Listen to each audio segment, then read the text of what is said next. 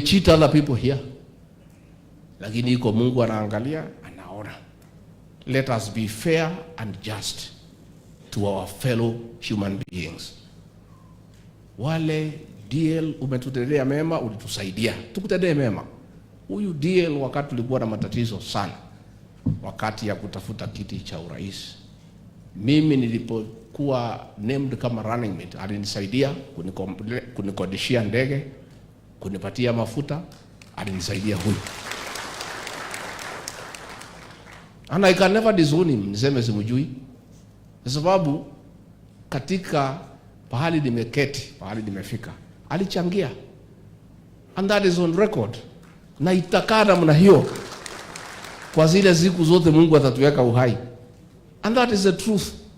Let us be truthful. Let us be true to friendship. Let us stand with those who have stood with us. Hivi ndivyo Mungu hupenda. Na inatakana ikuwe namna hiyo. Na sisi tunakuanga namna hiyo. So sisi tuko pale. Governor, we have many challenges. Rais ako pale anangangana. And he is working very hard. Kujaribu kupanga hii uchumi, kubalance hesabu na nini, mimi niko pale namsaidia. Na ndio vile Gogo amesema, wabunge, punguzeni siasa na kelele, mtupatie nafasi tupange Kenya. Tufanye kazi. Hii siasa mingi ni ya nini? Uchaguzi uko mbali. Let us allow the president, the deputy president, those given responsibilities, tuwapatie nafasi wafanye kazi. I know you have many expectations come out here, Nandi. I want to give you an assurance that the president is doing everything within his power to mobilize resources. Juzi amekuwa China akitafuta nauli mambo ya barabara. I know you had many expectations like all of us na kila pahali, lakini mambo imekuwa ngumu kiasi fulani, na rais ako pale anapanga, sisi tunamsaidia. So tunaomba kelele ipunguzwe, tupunguze matusi, tupunguze kiburi, tuache kujipiga kifua. It's unnecessary. Wacha tunyenyekee. Hii serikali tulipata kwa maombi na tulikuwa na shida mingi sana. Na wengine wanasahau, wanaanza kifua, kufungua, kutembea na kifua na kuongea vile wanataka na kusahau ni Mungu alituokoa, alitusaidia. Tunyenyekee Mwenyezi Mungu. Tunyenyekee watu ya Kenya. Hata kama umekula umeshiba, hapana tapikia wale bado kula chochote.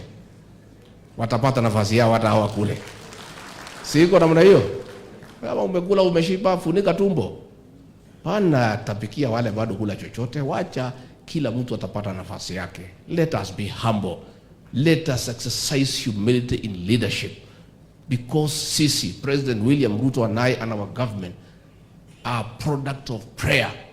We had many challenges, we had many difficulties. Mungu akatuonekania, akatuonea huruma. Wakenya wakatuonea huruma. Tusisahau pahali Mungu alitutoa.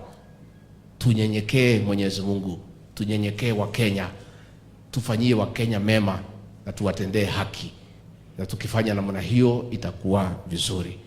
Vile Kita Ruguru amesema huyu PS Belio is a great son of Nandi. Anafanya kazi nzuri sana kama PS wa education.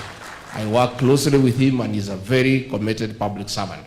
It is true, nilipoenda pale in Russia watoto walikufa, alinipigia simu asubuhi, nilikuwa Mombasa, nikaenda pale, nikamkuta hapo, aliketi hapo, alilala hapo.